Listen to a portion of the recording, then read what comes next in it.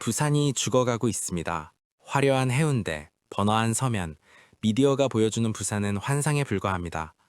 지금 이 순간에도 부산의 청년들은 짐을 싸고 있거든요. 전국에서 가장 빠르게 늙어가는 이 도시에서 일자리를 찾지 못한 그들은 생존을 위해 부산을 떠나고 있습니다. 이건 단순한 인구 감소가 아닙니다. 대한민국 지방도시의 미래를 보여주는 가장 충격적인 예고편이죠. 본격적인 이야기 시작 전에 구독과 좋아요 한 번씩 꾹 눌러주시면 영상 제작에 정말 큰 힘이 됩니다. 부산은 2025년 현재 전국 특광업시 중 가장 먼저 초고령 사회에 진입했습니다. 청년 유출 속도 역시 전국 최고 수준이죠. 남포동과 부산대합, 한때 이 도시의 심장이었던 핵심 상권들의 공실률은 20% 안팎에 달하고 있습니다. 사실상 붕괴 상태거든요. 이 붕괴는 순서가 있었습니다. 먼저 프랜차이즈들이 철수했고 그 다음 개인 자영업자들이 폐업했죠. 1층 상가가 비면 건물 전체 가치가 떨어지고 유동 인구가 줄어들면서 주변 골목까지 연쇄 붕괴가 일어났습니다. 이건 되돌릴 수 없는 단계거든요. 청년들은 부산을 싫어서 떠나는 게 아닙니다. 살기 위해, 미래를 위해 어쩔 수 없이 이 도시를 등지고 있는 겁니다.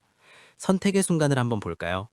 부산 출신 20대 후반, 30대 초반, 이들 앞에 놓인 선택지는 명확합니다. 부산에 남으면 연봉 2천만 원대 후반에서 3천만 원 초반, 대부분 비정규직이나 서비스직이죠. 수도권으로 가면 연봉 4천만 원 내외의 커리어 트랙이 존재합니다. 문제는 일자리의 질입니다. 지금 부산을 떠나는 사람들은 고학력자, 전문직, 기술 인력들입니다. 도시의 미래를 책임질 핵심 인재들이 빠져나가고 있다는 거죠. 이건 질적인 붕괴입니다. 도시의 경쟁력 자체가 무너지고 있는 겁니다. 그럼 이 도시는 왜 이렇게 됐을까요? 사실 부산의 몰락은 어제 오늘 일이 아닙니다. 1980년대로 거슬러 올라가야 하죠. 당시 정부는 부산의 성장 억제 정책을 폈습니다.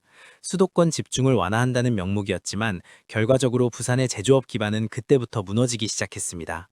공장들이 문을 닫았고 기업들이 하나둘씩 떠나갔죠. 그리고 그 자리를 채운 건 아파트였습니다. 부산시는 산업을 육성하는 대신 부동산 개발을 선택했습니다. 왜 그랬을까요?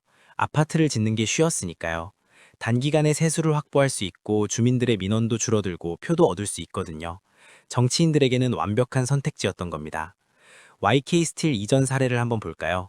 이 회사는 부산에 있던 제조업체였습니다. 그런데 주변 주민들의 민원이 들어왔습니다. 소음이 시끄럽다, 환경이 안 좋다, 이런 이유들이었죠. 결국 YK 스틸은 부산을 떠났습니다. 그리고 그 자리에는 또다시 아파트가 들어섰습니다. 일자리는 사라지고 집만 남은 겁니다.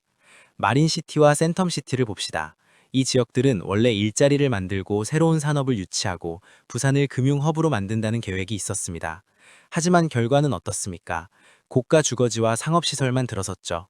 금융허브는커녕 그냥 고급 주거단지가 돼버린 겁니다. IT 산업과 금융산업 유치도 실패했습니다. 왜 그랬을까요? 인프라가 부족했고 생태계가 형성되지 않았고 무엇보다 일관된 정책이 없었습니다. 정권이 바뀔 때마다, 시장이 바뀔 때마다 정책도 바뀌었거든요. 기업들이 장기적으로 투자할 수 있는 환경이 아니었던 겁니다. 그런데 여기서 중요한 질문을 하나 던져야 합니다. 이게 정말 부산만의 문제일까요? 아닙니다. 부산은 지방 소멸의 가장 앞단에 서 있을 뿐입니다. 대구, 광주, 대전도 같은 경로를 밟고 있거든요. 부산의 실패는 대한민국 지방도시의 예고편입니다. 부산 사람들은 자주 이런 말을 합니다. 집값이라도 올라서 다행이야. 하지만 이것도 착각입니다. 일자리가 없는 도시의 부동산은 결국 붕괴될 수밖에 없거든요. 지금 부산의 아파트 가격은 미래 소득이 아니라 투기 기대에 의존하고 있을 뿐입니다. 청년들이 계속 떠나고 고령 인구만 늘어나는 도시에서 누가 집을 살까요? 사람들은 자주 부산을 서울과 비교합니다. 서울보다 못해서 이렇게 됐다고 말하죠. 하지만 문제의 본질은 거기에 있지 않습니다. 부산이 서울을 이길 수는 없습니다. 중요한 건 부산만의 산업, 부산만의 기능, 부산만의 정체성을 만드는 것이었습니다. 그런데 그게 전부 사라졌거든요. 해외 항만 도시들을 한번 볼까요?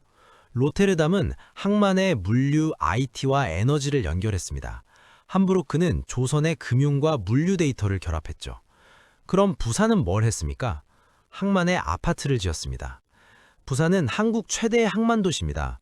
물류의 중심이고 조선업도 있었고 해양산업의 기반도 있었습니다. 이런 것들을 제대로 연결했다면 부산만의 강점을 살린 특화도시가 될 수 있었을 겁니다.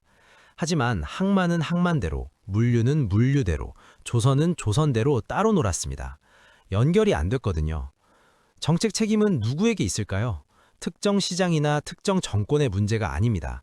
이건 수십 년간 반복된 누적의 결과거든요. 산업 정책은 성과가 느리고 부동산 개발은 성과가 즉각적이며 유권자의 체감은 항상 단기 성과에 쏠리기 때문입니다. 그럼 이제 부산은 끝난 걸까요? 희망은 없는 걸까요? 아직은 아닙니다. 늦었지만 아직 선택지는 남아있거든요.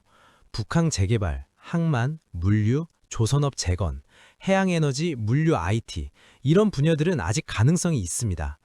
다만 한 가지 변화는 짚고 넘어가야 합니다.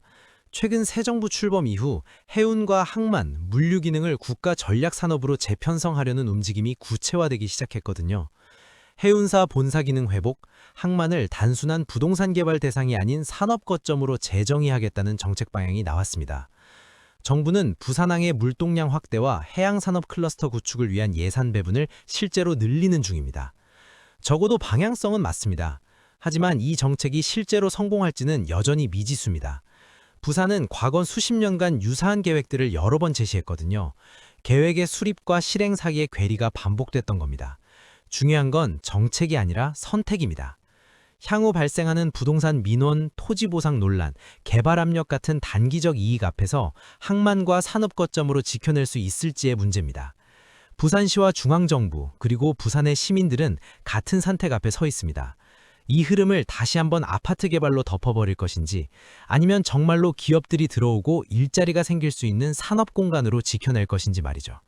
그 선택이 부산의 향후 10년을 결정할 겁니다. 그렇다면 구체적으로 어떻게 해야 할까요? 우선 북항 재개발부터 봅시다. 이 공간을 또 아파트와 상업시설로 채울 건가요? 아니면 제대로 된 산업 공간으로 만들 건가요? 전제 조건이 있습니다. 단기 분양 수익을 포기하고 공장과 연구소에 대한 민원을 감내하고 10년 단위 정책을 고정할 용기가 필요합니다. 항만과 연결된 물류 기업들, 해양 기술 스타트업들, 조선 관련 연구소들을 유치해야 합니다. 물류 IT 분야도 마찬가지입니다. 부산은 물류의 중심이잖아요. 그럼 물류 기술, 물류 플랫폼, 물류 데이터 분석 같은 분야에 집중할 수 있습니다. 이건 미래 산업이거든요. 해양 에너지도 주목해야 할 분야입니다. 탄소 중립 시대에 해양 에너지의 중요성은 갈수록 커지고 있거든요. 부산은 바다를 끼고 있는 도시잖아요.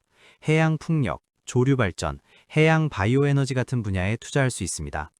조선업은 어떻습니까? 한때 부산의 핵심 산업이었죠. 지금은 쇠퇴했지만 완전히 사라진 건 아닙니다. 기술과 인력이 아직 남아있거든요. 전통적인 조선업만으로는 경쟁력이 없습니다. 친환경 선박, 스마트 선박, 해양 플랜트 같은 분야로 전환해야 하죠. 결국 핵심은 명확합니다. 부산은 선택의 기로에 서 있습니다. 계속 아파트를 지을 건가요? 아니면 일자리를 만들 건가요? 단기적인 세수를 추구할 건가요? 아니면 장기적인 미래를 준비할 건가요? 지금이 마지막 기회일 수 있습니다. 집이 아무리 많아도 일할 곳이 없으면 청년들은 떠납니다. 그리고 청년이 없는 도시는 미래가 없거든요. 부산의 위기는 인구 문제가 아닙니다. 일자리를 버린 도시 전략의 결과입니다. 수십 년간 쉬운 길만 선택한 대가를 지금 치르고 있는 거죠. 하지만 아직 늦지 않았습니다. 방향을 바꿀 수 있습니다. 용기만 있다면요.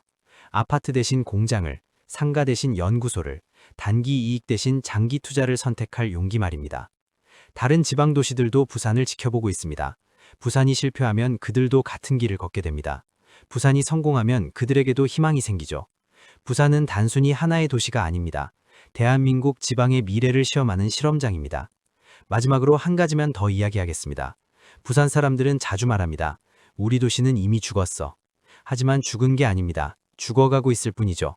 완전히 죽기 전까지는 살릴 방법이 있습니다. 하지만 시간은 많지 않습니다. 지금 이 순간에도 상가들은 문을 닫고 있고 도시는 늙어가고 있거든요. 부산이 무너지면 다음은 대구입니다. 그 다음은 광주고 그 다음은 대전입니다. 지방이 무너지면 결국 대한민국 전체가 흔들리게 되죠. 선택은 지금 해야 합니다. 내일이면 늦습니다. 다음에도 더 깊이 있는 이야기를 듣고 싶으시다면 구독과 좋아요 부탁드립니다. 시청해주셔서 감사합니다.